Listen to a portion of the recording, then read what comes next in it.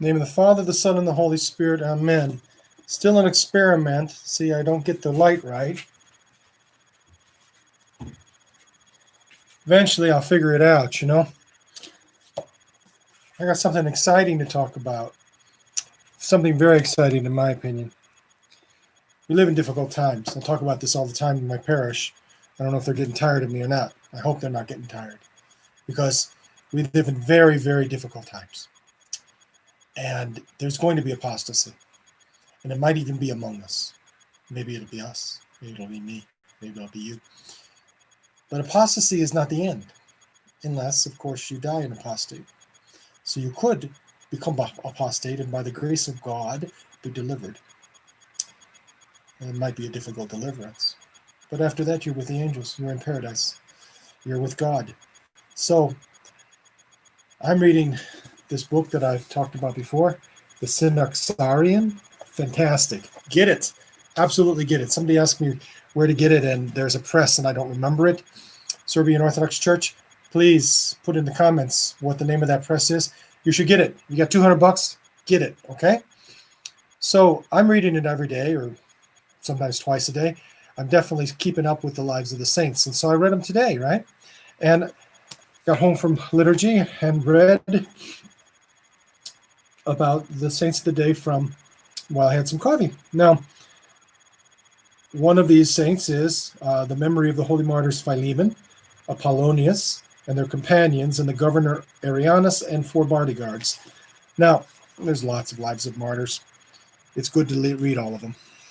But what I'm focusing on lately is I'm making notes, and I'm creating a document that has the names of martyrs who were former apostates, either real apostates because of fear or because of vanity or something, or they were feigned apostates, like St. Timothy of Estigmeno pretended to be an apostate so he could rescue his wife. He's one of my absolute favorites. Or they were accidental apostates, in which they were arguing or they said something that was dumb and it was taken as truth, and then they had to repudiate it and they were martyred. This is usually under the Turkish yoke. And so I'm listing all these by date, basically. So I'll start in September because the year starts in September. But I've just started doing this in December. So eventually I'll get them all. Now, if you have a particular favorite saint that is a former apostate or a feigned apostate or an accidental apostate, please send me email, seraphimanorthodox.net or .net. Excuse me, I'm talking too fast. seraphimanorthodox.net, or put it in the comments, and I'm creating a document, and that document will be available for people.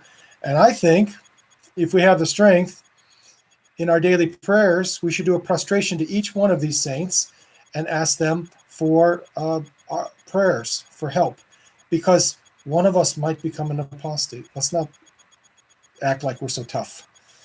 What would happen if the instruments of torture were with us, or what among us? Or what would happen if we're going to lose our house? Or what would happen if we're going to lose our job or whatever? Do you know? Are you sure? Are you positive? You're willing to bet your life on it right now? How about if you get ready for it? And maybe you'll be martyred when maybe you won't. But there's many kinds of martyrdom, because, martyrdom means witness, right? So martyrdom is not just shedding your blood. Martyrdom is also showing your witness, and we need to do that. Some people are scared to even show they're Christians because they don't want their friends to say you're phobic or something crazy. Some people think if you're a Christian, you must be a Trumper. How stupid is that, huh? So people are afraid to be associated with Orange Man, so they don't want to show among some people that they're Christians. Well, I'm a Christian, and I don't hate Orange Man. I don't really like them a whole lot either. So I'm not afraid to be associated with whatever you want to associate with me. I want God to associate me with him. And whatever you want to do, go ahead and do it. So this is the life of Apollonius, and it's fantastic because he wasn't really an apostate per se. He did something that a lot of Christians did. So it was kind of a legal sort of sophism, So you were supposed to give sacrifice to the emperor. And if you gave sacrifice to the emperor and to the idols, then they left you alone. You could be a Christian if you wanted to be. Go ahead, do it. But just don't just do that one sacrifice. I see that nowadays. I see politicians, they're not remotely close to Christian, not even near, but they have that facade of Christianity, right? There's nothing Christian about the way they live, nothing Christian about the way they legislate, nothing Christian about anything about them, except that they put on the mantle of Christianity. Well, that's just a facade. God sees through all that. And he'll see through that with you too, if that's what you're doing. So, Apollonius, I can't get his name right because I have to look at it, Apollonius, like Apollo, and then Neus, Apollonius. Apollonius, he was terrified that he would be killed and martyred and tortured. He didn't want that, but he didn't want to give up the faith. So what did he do? He paid somebody to put on his clothes and to make the appearance of giving sacrifice. Now, we probably can get away with that now, right? Because there'd probably be ID checks and stuff like that. And eventually, if this stuff comes to pass that people are worried about, maybe there'll be an ID chip inside you or whatever. There'll be some sort of way of identifying you that cannot be cheated. Who knows? I don't know. I'll leave that for people on Twitter to fight about. But he was able to basically game the system, except for one thing. Fortunately for him, actually, the person he asked to do it, his name was Philemon. So he was going to get four pieces of gold to pretend to be Apollonius and pretend to sacrifice, or to actually sacrifice, and then he'd get the money. Well, the only problem was that when Philemon went to do the sacrifice, he was filled with grace, and he gave witness that he was a Christian. Now, this was an unbaptized man now, okay? This is a pagan who suddenly was filled with grace and filled with zeal, and he was making his witness, which is very inconvenient for this Apollonius. I don't know why I can't say his name, huh? I better get used to it because I'm going to start praying to him every day, starting with my morning prayers. Apollonius. So Apollonius, he finds out about this. He's in a bit of a pickle. But fortunately, when he saw the zeal of Philemon, he was filled with zeal. So he ended up making his confession. Now, there's a lot of things in this life that I could tell you, and that's fine. You read it. The most important thing is that it's a very good life, by the way. Read it. It's fantastic. It's got other companions that happen. That the governor ended up being converted. It's very beautiful. But the take home here is that maybe you'll be like Apollonius. There you go. See, if you say it often enough, you can get it right. And maybe you'll be a chicken. And maybe I'll be a chicken. And may God deliver us from that, huh? So my idea is, and if you have the same idea, great. You can get my document and you can help me add to it, that we asked the intercession of these great saints that wavered. So that, not everybody can be like St. George, or St. Pantaleon. Not everybody can be so full of zeal from the beginning that we don't care about torture, or we don't care about losing our land, or about our wife being sold into slavery or something. Not all of us can do that. But we all can be filled with the grace of God.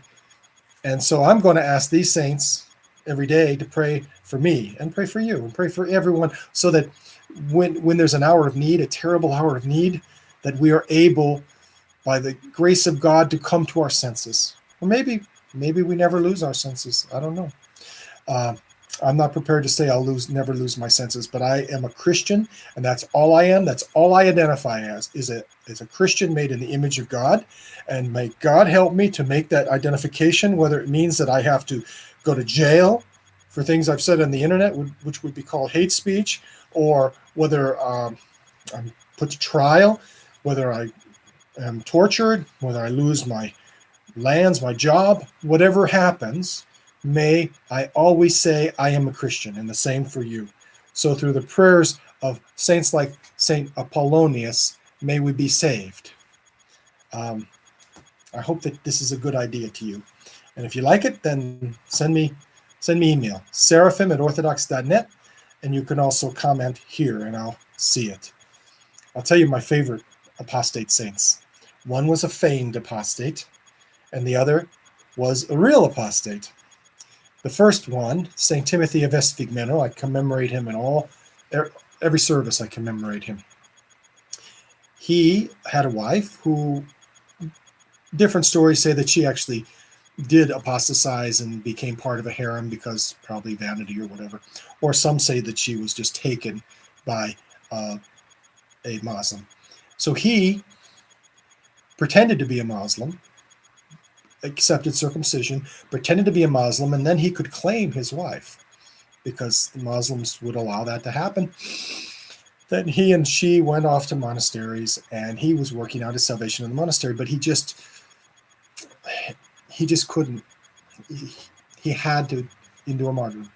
So eventually his spiritual father allowed him to kind of have a training for martyrdom, and he was martyred. And there's a great story about him that is really meaningful to me because I have children, that when he came off the mountain, he was told by his spiritual father, you're going to pass through your village.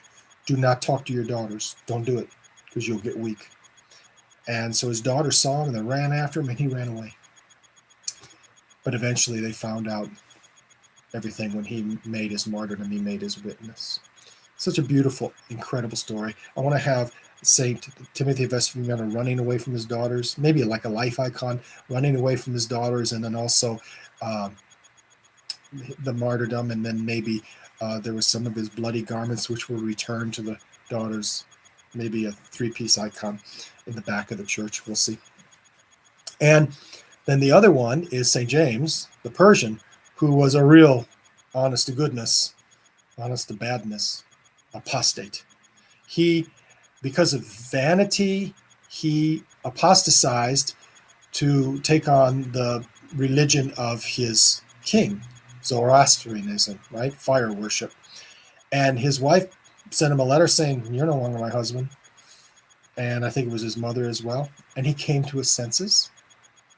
And then he repudiated this false belief, this pagan religion, this religion of demons. By the way, pagan religions, the religions of demons.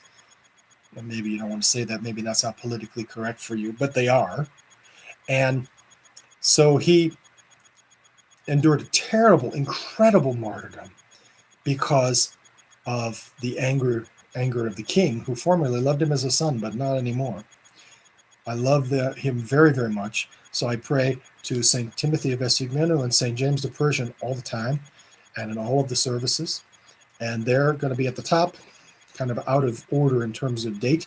But then there'll be all these other saints as I come across them. And as you help me, that I'm going to have a big list of them. And depending on strength, maybe do a prostration to each one in the morning. Maybe sometimes group them all together. I don't know.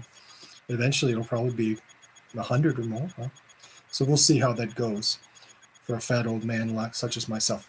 But I recommend to you that you ask the intercession of those who have gone on before you, not just the ones that are the superstars, the ones who were always full of faith. It's hard to identify with those people sometimes, isn't it? Because we're not always full of faith. I think we should identify a lot with the ones who made mistakes and then God delivered them. Isn't that a good idea? And may God bless you. May God preserve us. Whether we falter or not in this life, at the end of our life, may we find paradise. God bless you and help you in all things. Amen.